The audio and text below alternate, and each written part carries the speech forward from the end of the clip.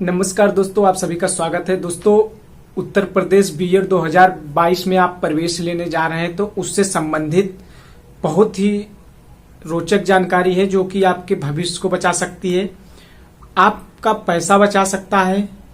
आपको सचेत हो जाने की जरूरत है।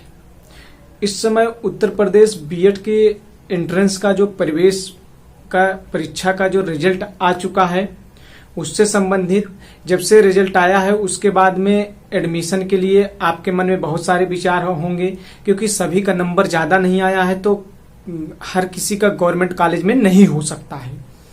तो आप सोच रहे होंगे प्राइवेट कॉलेज में किस यूनिवर्सिटी में लें, कहाँ लें, कैसे लें, क्योंकि आपके पास बहुत ऑफर आ रहे होंगे। क्योंकि 20,000 में 2 साल का, 30,000 में 2 साल का, 50,000 में 2 साल का बीएड कराने का, ऐसे ऐसे ऑफर आ रहे होंगे। 60,000 में 2 साल का बीएड कराने का बहुत तरीके से ऑफर आपके पास आ रहे होंगे। ऐसे ऑफर के बारे में मैंने जानकारी करने का बहुत प्रयास किया।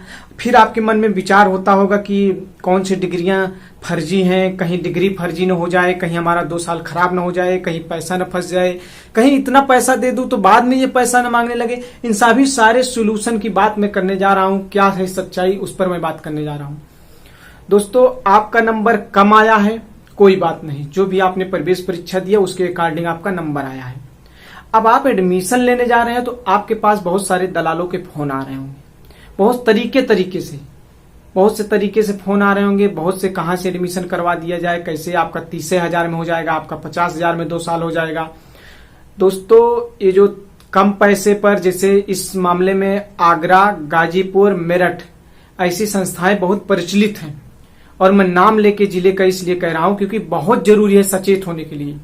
मेरे पास बहुत सारे पेपर की कटिंग है, यूनिवर्सिटीज का नाम नहीं लूंगा, लेकिन उन यूनिवर्सिटीज की फर्जी डिग्रियां जब आप नौकरी पा जाते हैं तो आपकी पूरी मार्कशीट जाती है सत्यापन के लिए, अर्थात वेरिफिकेशन के लिए। तो वहां से फर्जी हुई कि नहीं हुई इसका आकलन किया जाता है। दोस्तों, ये एडमिशन कैसे होता है? जो कॉलेज वाले कम पैसे पर एडमिशन करते हैं, आपकी लॉगिन आईडी और आपका पासवर्ड मांग लेंगे, वो स्वयं से आपका एडमिशन करेंगे। ये होता है मैनेजमेंट कोटा से, ये इसे कहते हैं मैनेजमेंट कोटा से एडमिशन। इसे कहने के बावजूद आपसे पैसा लेंगे। स्टार्टिंग में कहेंगे 10,000 दे दीजिए, 5,000 दे दीजिए।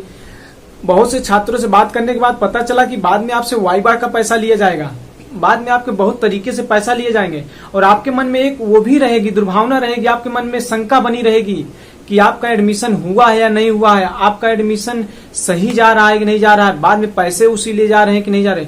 ऐसी सारी बातों से मेरा एक ही सोल्यूशन है, और मैं कहना चाहूंगा कि अगर उस विश्वविद्यालय, उस कॉलेज वाला आपका एडमिशन काउंसलिंग के तहत करे, अर्थात आप काउंसलिंग स्वयं से करवाइए, 5,000 रुपए जो उसकी फीस है वो फीस देकर, और उस कॉलेज का नाम पता कर लीजिए। उससे कहिए कि मैं काउंसलिंग करा के आपके कॉलेज को प्रेफरेंस दूंगा, पहले स्थान पे आपका कॉलेज में रखूंगा, आपका कॉलेज मिल जाएगा मुझे तो मैं आपके यहाँ एडमिशन ले लूंगा। लेकिन आप खुद से हमारा एडमिशन करते हो मैनेजमेंट कोटा से, माना कि आने वाले समय में क्या परिस्थितियां बनती हैं, कैसे परिस्थितियां होती हैं, आपका कह दिया गया कि मैनेजमेंट कोटा से हुए एडमिशन को मान्य नहीं जाना किया जाएगा, मैनेजमेंट कोटा से हुए बीएड को मान्य नहीं होगा। तो ऐसी परिस्थिति में आप क्या कर सकते हो? आप पढ़ोगे, बीएड करोगे, 2 साल आपका ये जाएगा। बीएड के बाद टेट, सुपर टेट, सीटेट के लिए मेहनत करोगे। इन सारी कंडीशन के लिए उसके बाद आप सुपर टेट निकालोगे। फिर माना कि आपकी मार्कशीट गई सत्यापन के लिए, सपोज दैट आपको फर्जी कर दिया, तब आप क्या कर सकते हो? तो इन सब बातों से ध्यान रखिए। बीएड में आप एडमिशन लीजिए अपने इच्छा अनुसार, जो फीस लग रही है उसकी जितनी 51,000, 52,000 जो कुछ भी फीस लग रही है, आप काउंसलिंग खुद से कराइए। किसी कैफे पर जाइए, काउंसलिंग कराइए, उस कॉलेज का नाम चूज करिए, आपको अलॉटमेंट लेटर वहां से कैफे से मिलेगा, उस अलॉटमेंट लेटर को आप कॉलेज लेके जाइए।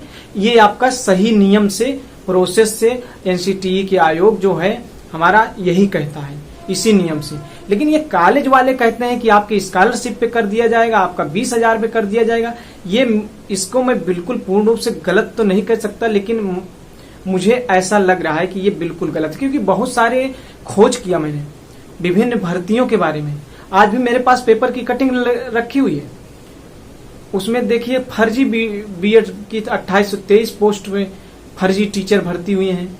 खंड विकास अधिकारी, खंड शिक्षा अधिकारी की भर्ती में टॉपर की फर्जी बीएड की डिग्री हो गई थी। यही सब यूनिवर्सिटीज ये डिग्रियां बेच रही हैं फर्जी तरीके से, और छात्र मेहनत करता है और बाद में उसके साथ ऐसा हो जाता है। तो आप सबको सचेत रहना होगा। आप अपना एडमिशन कहीं भी लीजिए, प्रोसेस के तहत लीजिए। जो रोहेलखंड यूनिवर्सिटी को जो जिम्मेदारी दी गई है इस बार बीएड की उत्तर प्रदेश सरकार ने, उसी के अनुसार जो अकॉर्डिंग से वो बीएड की काउंसलिंग आपकी कब तक होगी, सितंबर तक के लास्ट तक उम्मीद है, क्योंकि अभी सभी विश्वविद्यालय के बीए थर्ड ईयर के मार्कशीट नहीं आ पाए हैं, न तो उसके रिजल्ट आ पाए हैं, तो इसीलिए लेट किया जा रहा है। लेकिन आपसे मैं निवेदन करूंगा, अगर आप अपने भविष्य के लिए बिल्कुल ही बेफिक्र रहना चाहते हैं, बीएड बेहतरीन तरीके से करना चाहते हैं, तो आप पूरी तरह से बीएड अपना काउंसलिंग के तहत आप स्वयं से काउंसलिंग करवाइए और स्वयं से उसको ले जाके अलॉटमेंट लेटर को कॉलेज में सबमिट करिए।